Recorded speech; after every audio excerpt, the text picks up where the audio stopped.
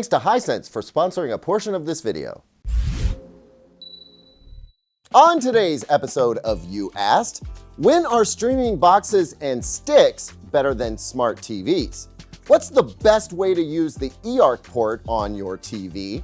Hisense USA President David Gold comes onto the show to address the trend of TVs getting bigger and where UST projectors fit into all this.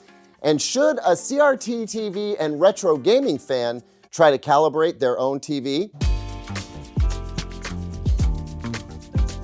Welcome back, everyone. I'm Caleb Dennison, and this is You Asked, the show where I answer questions you asked in hopes that I can help you and others with similar tech questions. If you have a question you'd like to see answered, please send it to youasked@digitaltrends.com, and we'll see if your question gets picked to be answered on the show. Before we get started, can I just call attention to the fact that I'm rocking a long sleeve button down under a Q-zip under a puffy vest? Puffy vest on my new fit. I wear them on top of my quarter zip, which I wear on top of my button down. Shout out Holderness family. And a drip this McFly. Are you telling me that you built a time machine? Can only mean one thing. I'm excited to fix the future, but without creating a paradox and ripping the fabric of space-time. Great Scott. With that in mind, we start with Tom Bickford, who writes in that he has a 55-inch Roku TV from 2018 and is looking to upgrade to a 65-inch TV, but feels like the TVs he really wants don't have Roku on them. So is there any disadvantage to using a Roku stick or box on a TV that has a different smart TV system already on it? Along similar lines, Nico Garcia writes that they currently have a 2021 lower-end TV, and it has a delay while loading up the apps or pretty much anything in general, and it's only a 3-year-old TV. They heard in one of my previous episodes that you can wait from 3 to 5 years to purchase a new television, basic guidance.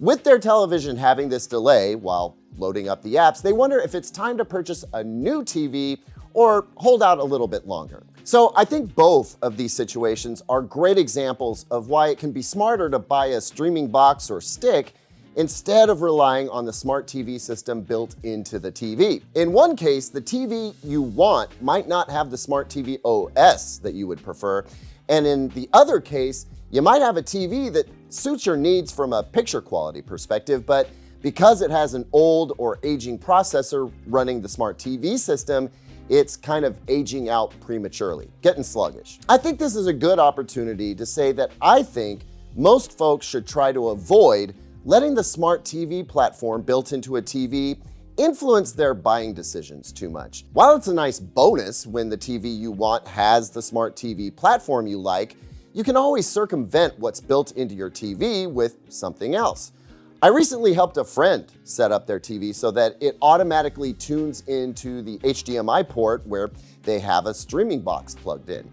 This way, the only time they have to use their smart TV's built-in OS is to change to a different input to access their game console, for example. And I think that having a new streaming stick or streaming box breathe new life into a TV that otherwise has satisfactory picture quality is also a smart move. Maybe you aren't ready to spend big on a new TV yet, but you want to enjoy using the TV more. A streaming box or stick can make that possible. Also, streaming boxes and sticks are far less expensive to replace than TVs, so you can keep a TV going for a long time just by buying a newer, more powerful streamer. Now, if you were looking for an excuse to upgrade your TV and we're citing its sluggish smart TV operation as the chief reason why you should buy that new TV, well, let's be honest, you just really want to buy a new TV, and I'm sorry if I'm thwarting your plan here. But I will say the best reason to upgrade your TV is to get better picture quality or a bigger screen that brings more joy to your day-to-day TV watching, especially if you're upgrading from a much less expensive TV.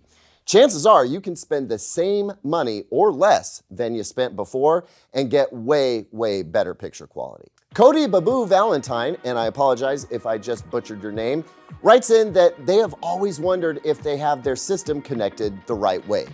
Cody has a high-end OLED TV with 4 HDMI 2.1 inputs and an Integra DRX 5.4 home theater receiver, as well as a PlayStation 5 and an Apple TV 4K. Currently, their Apple TV and PlayStation 5 are plugged into the AV receiver, and then the receiver is connected via eARC to the TV.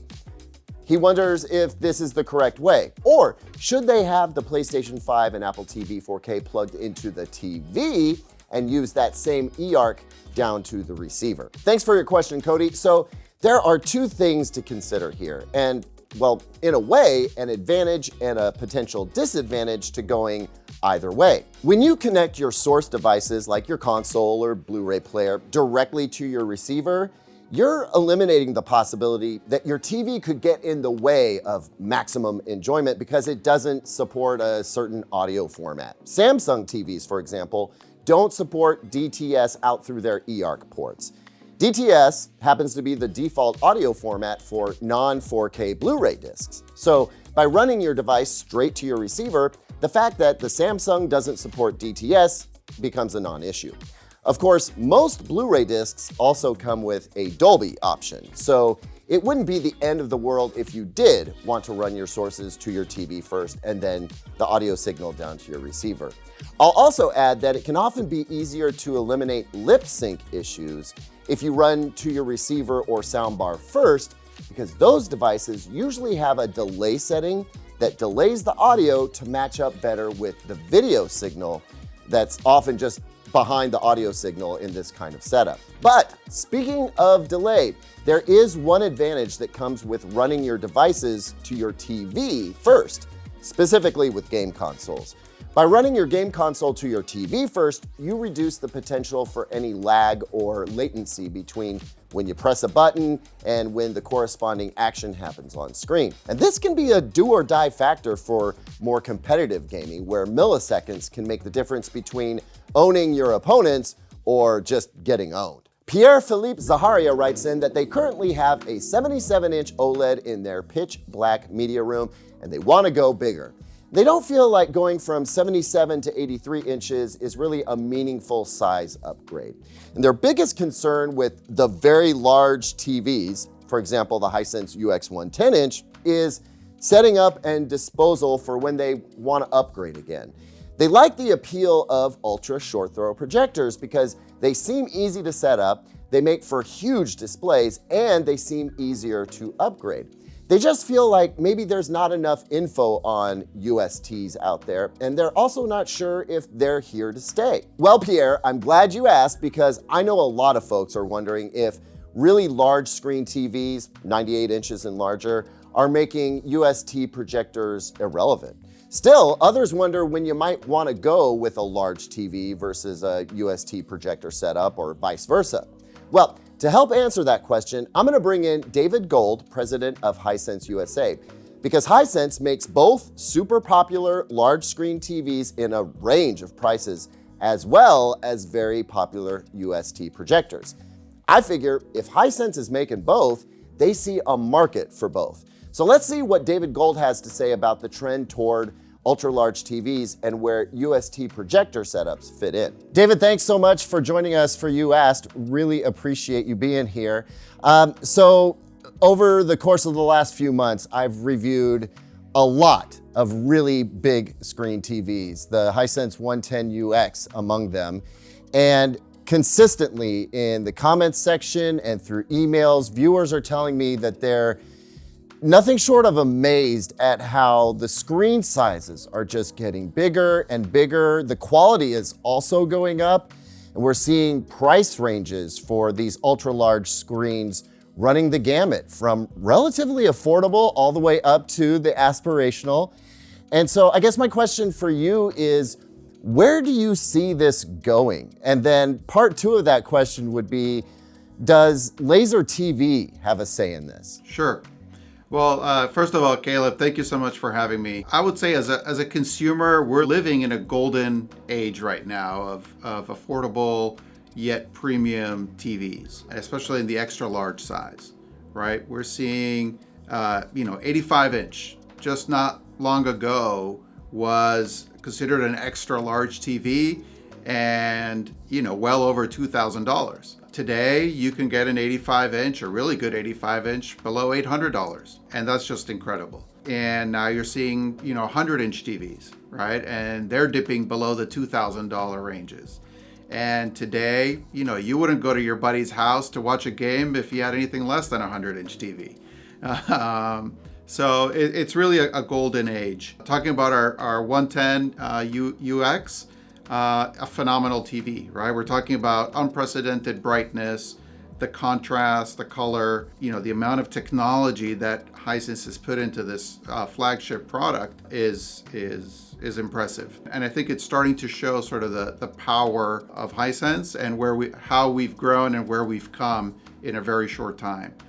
If you remember back in the days when 4 or 5 years ago, we were still scratching that, pretty good value 55-inch, 65-inch TV, and now we're up into the 110s and fighting for really premium products. Where we go from here, we're going to continue to grow in terms of TV sizes. There'll be more larger TVs for you to see at CES. I won't spill the beans, but we're going to keep getting bigger. I mean, consumers are continuing to demand those extra large TVs and higher brightness, higher local dimming, closing that gap as far as mini LED can do versus OLED. And then, we're just scratching the surface now of micro LED. We already showed at IFA some of our micro LED products. We'll be displaying at CES some further innovation in that space. And I just saw a sample earlier today, and it is fantastic. So we're going to keep getting bigger, we're going to keep getting brighter, and most importantly, we're going to close that gap in the contrast space versus OLED and come up with that ultimate TV that we all hope for. Laser TV, where does that live? We think about it in terms of scenarios, Caleb. We think about people who want a very large TV but don't want the giant black display on their walls, right? So laser TV provides a lot of flexibility in terms of scenarios, or people who can't get a 100-inch TV into their homes or their apartments or the specific room. So laser TV gives you that flexibility in terms of, I want that large viewing experience, I just can't physically get it into my home or into my room or into my apartment. And that's the incredible thing about laser TV, is the amount of flexibility it provides. You can have it in one room, and then you want to go from the living room to the bedroom, you just move it with you. You're in the bedroom, you want to watch it on your ceiling, you can flip it up, aim it upwards, and you're watching, your favorite movie 100 inches or even up to 300 inches on your ceiling at any time. So laser TV really is about flexibility and the different scenarios that you can use it versus the traditional TV, which is a very fixed and static solution. I think that's a great point.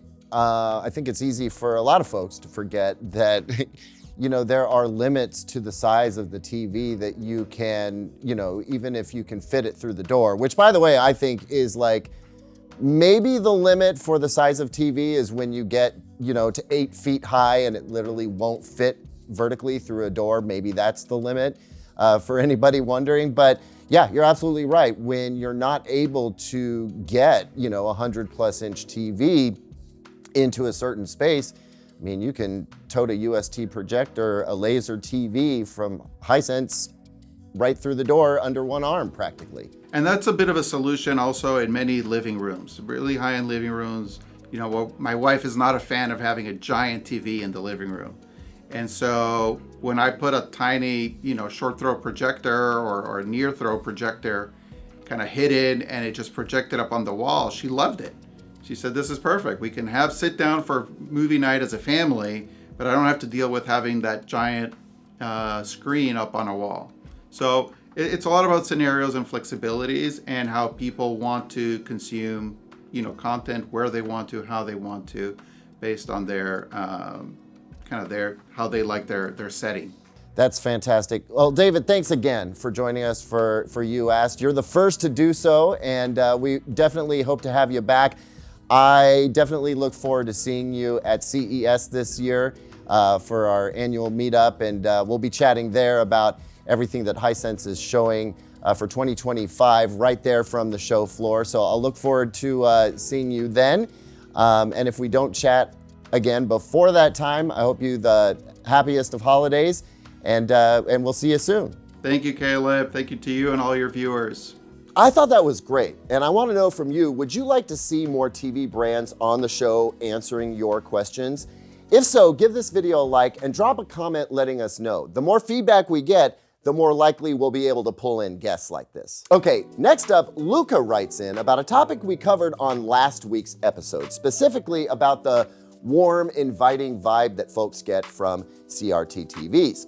Luca says, as a gamer, I love to rediscover and appreciate the look of old gaming consoles on old CRT TVs. There's something magical about those phosphors that feels almost unmatched by today's display technologies. What is it that you miss, or what do you appreciate the most about that particular technology? And as a side note, I wanted to ask if you had any tip on how to perform a basic color calibration on a CRT TV. I'm assuming there's a service menu, the original remote control, and we can even display the 240p test suite. Do I need a colorimeter? My particular CRT TV is a B&O Beovision MX 5500, which was a luxury item back in the day, so I'm trying to take care of it the best I can. Well, I love this question, in part because it gives me an opportunity to expand on what we talked about last week. In regards to folks feeling like CRT and plasma TVs had or have more warm and inviting color than modern TVs. I don't think I made this clear enough last week. I get this, I really do. I mean, look, you see all that vinyl behind me? One of the reasons I love listening to music off vinyl records is that I prefer certain aspects of the sound quality. And if you want me to do some discussions around vinyl, digital, and music listening in general, I'm totally down. You just have to send in those questions and I'll answer. But I get the same feeling from CRT and plasma TVs. I dig it. There's some nostalgia involved and the appeal is just different. Now, objectively speaking, modern TVs do measure better. They do have better performance. But still, I see the appeal of the older TVs. So Luca, I love that you're still enjoying your CRT TV, and they do make great companions for retro gaming consoles. It's actually kind of popular right now. They aren't so huge that the low resolution games look bad. The games don't have to be upscaled, which can add lag, and they're the correct aspect ratio, so no wasted screen space. As for calibrating your CRT TV though, I mean, I'll start by saying that I never learned how to do that. By the time I started measuring and calibrating TVs, we were well into the plasma days. And the thing about CRT TVs is that you have to precisely align the electron guns to fire on their respective phosphors. That's simply not something I know how to do. Look, I know YouTube is a great place to learn how to DIY anything, and I bet you're smart enough to learn how to do it, and if you have the resources to get the equipment to do it, more power to you. But I gotta say, especially with a premium B&O product, I kind of think you should see if you can find a pro in your area with skills at getting the convergence right on a CRT or rear projection TV. I mean, this hobby ain't cheap sometimes.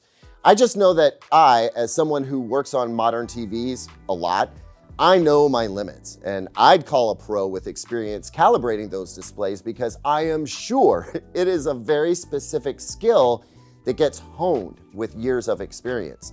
To do it right, get a pro if you can. And if you can't, hey, go for it. Just be prepared to exercise some patience because I can see you accidentally doing more harm than good and then having to figure out how to correct the mistakes.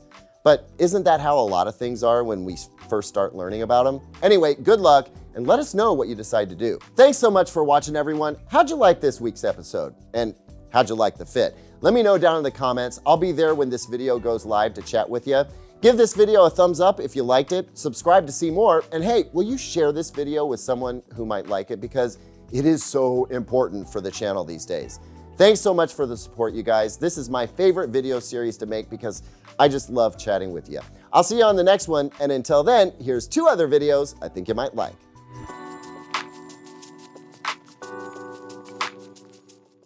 But this is why I love having a producer.